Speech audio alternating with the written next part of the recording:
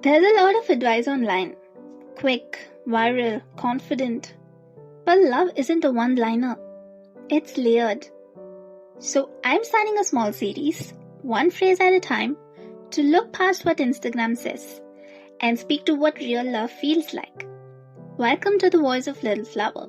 This is a space where we slow down, dive deep, and speak the truths we don't often say out loud. Let's begin. You might have heard it. If they wanted to, they would. 5 words that feels like a mic drop, like proof that someone didn't care enough. But here's what that phrase doesn't tell you.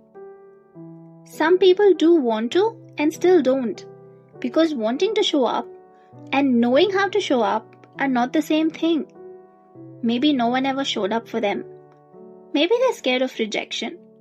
Maybe their trauma tells them closeness isn't safe.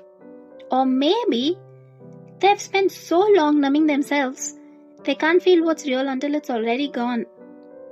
Yes, sometimes the silence is the answer. Sometimes they didn't care enough. That's the truth too. But not the only one. I know people who love deeply but don't know how to show it. People who feel everything but say almost nothing. It's not that they don't care. It's that emotional vulnerability feels unsafe. They weren't taught how to open up, to speak their needs, to sit in tenderness without shutting down. They're not emotionless, just guarded. Not absent, just afraid. And sometimes what looks like distance is actually deep feeling with no safe way out. It taught me something. That love isn't always loud.